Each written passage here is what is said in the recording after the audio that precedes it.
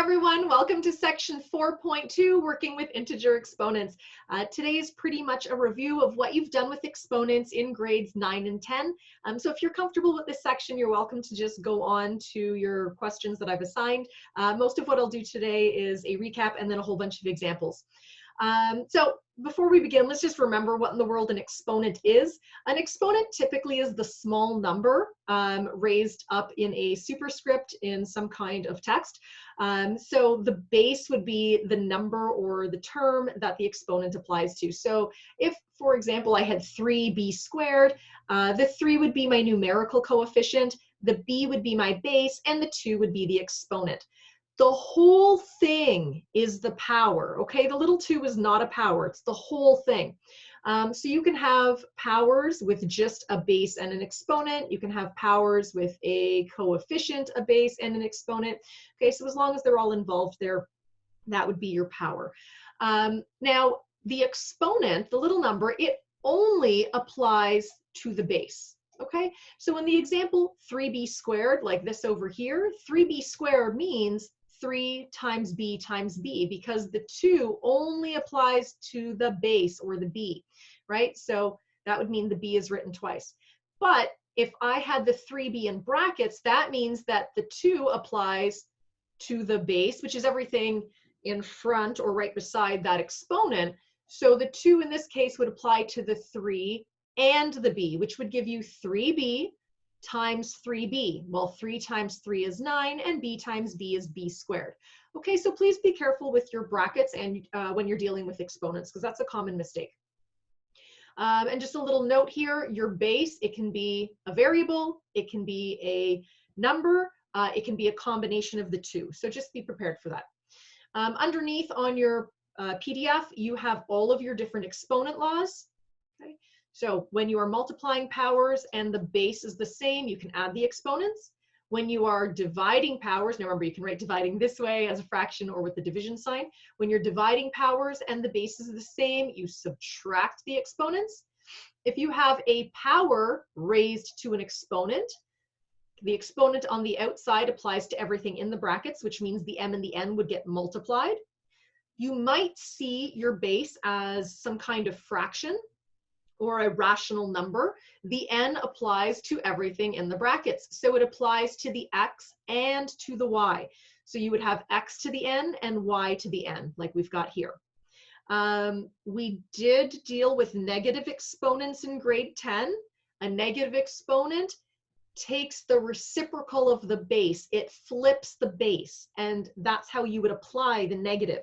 So when I take care of this negative, it takes whatever this bottom number is and it flips it.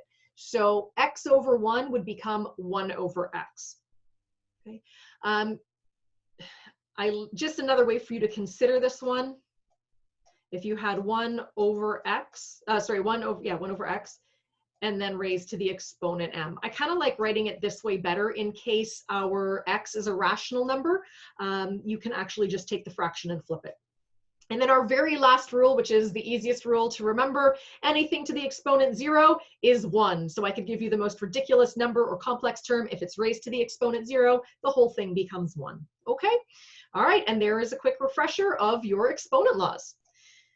Okay, so following, all I'm going to do is a whole bunch of examples. I'm not going to do all of them, but I'm going to do ones that I think might trick you or stump you, that might cause you issues. Otherwise, guys, go to your textbooks and you should be good to go.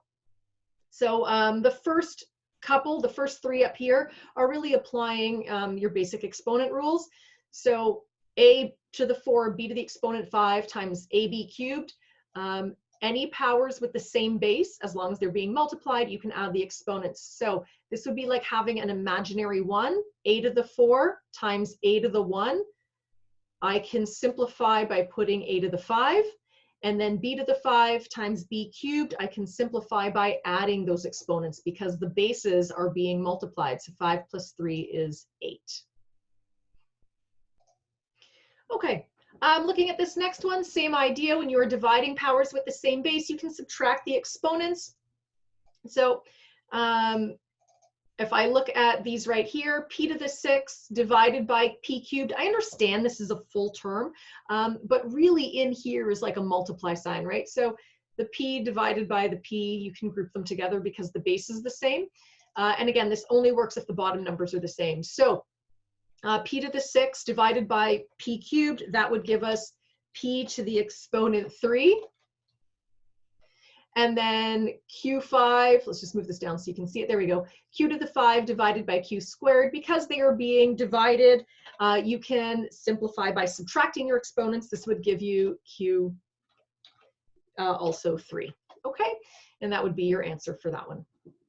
I wanted to talk a little bit about this third one. Again, I'm just going over basics here. This 3, because it is on the outside, applies to everything on the inside of the brackets. So this is like having g cubed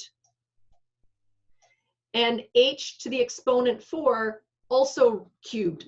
So that would be like having h to the 4 times h to the 4 times h to the 4.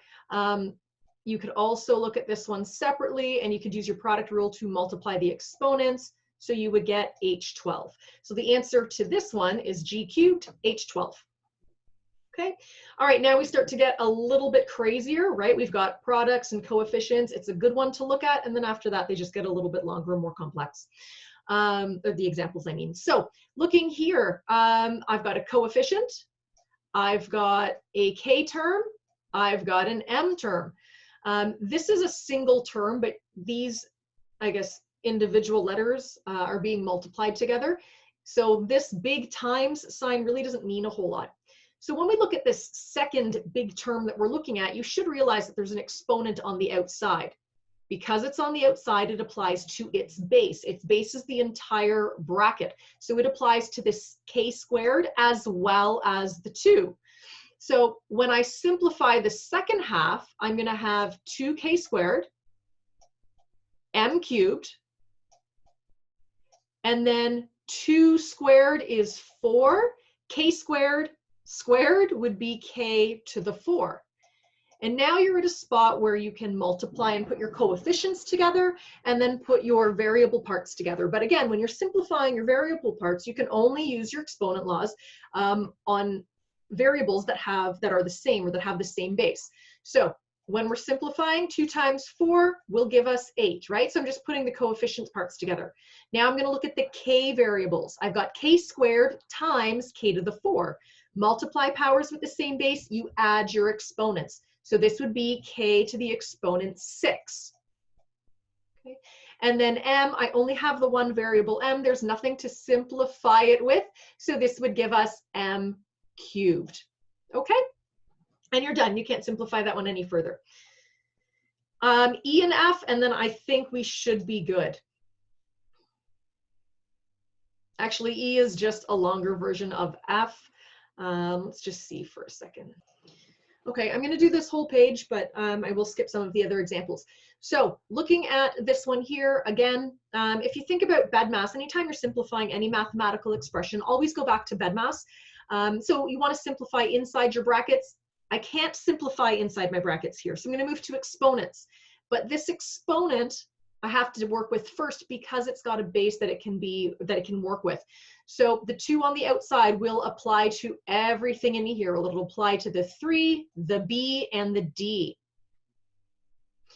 So let's write this out here for a second. I'm just going to copy something up top. There we go.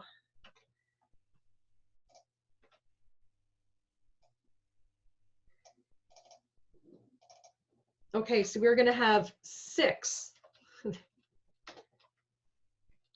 Oh boy. 6b squared times d. This is going to be multiplied by 3.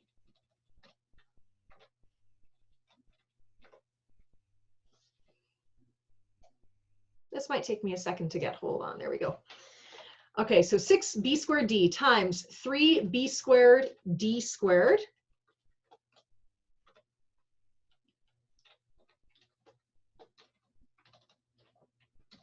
Now, all of this is going to be divided by, now I'll fix the format in a second so you can see what we're talking about here. But my denominator, I was trying to get 3 squared, which is 9, b squared, right, b squared, and then d squared, okay? And that would be our denominator. Okay, so that's our fraction.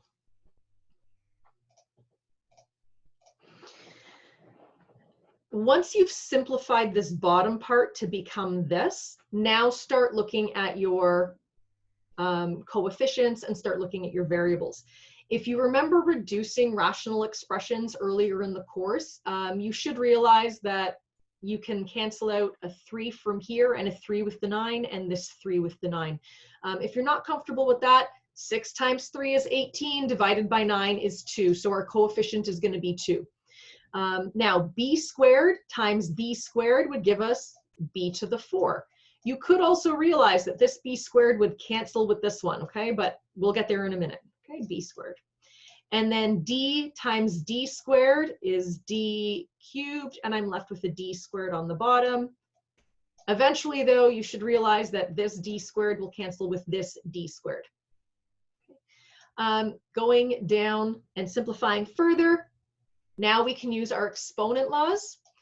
If I'm dividing powers with the same base, b squared divided by b to the 4 divided by b squared, subtract the exponents, you get b squared. And then d cubed divided by d squared, 3 minus 2 is 1. So this is d to the exponent 1. We don't need to put a 1 on the exponent. It's just self-explanatory, okay? But if you do, it's not incorrect. You may leave it there.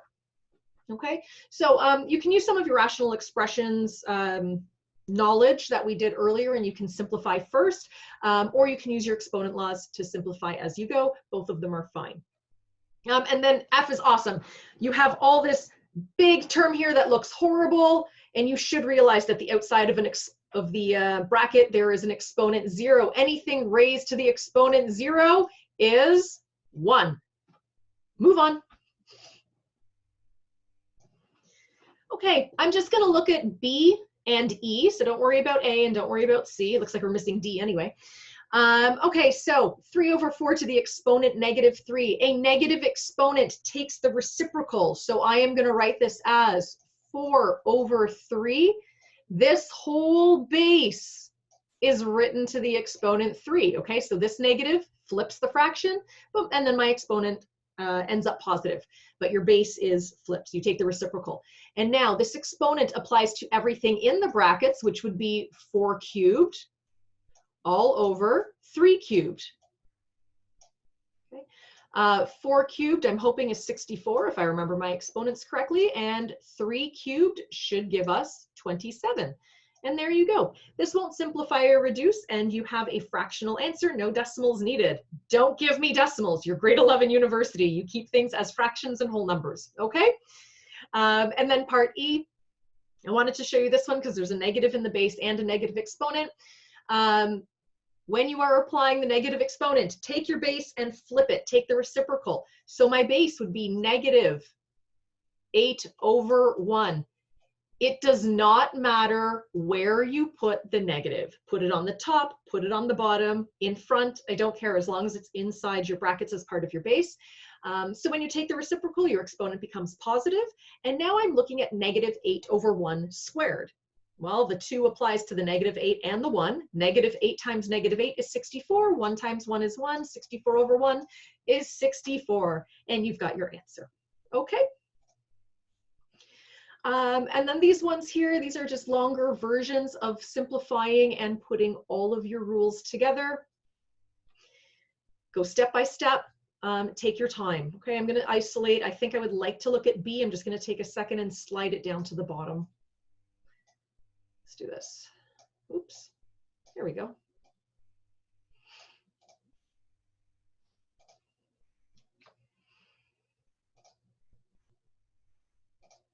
Okay.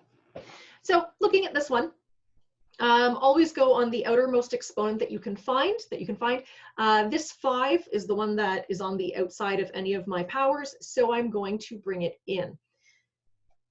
What I do notice, though, is that I've got a power where the 2 bases are the same. So I'm actually going to simplify inside my brackets first to make my life a little bit easier. Okay, so this is going to be 4 to the exponent 15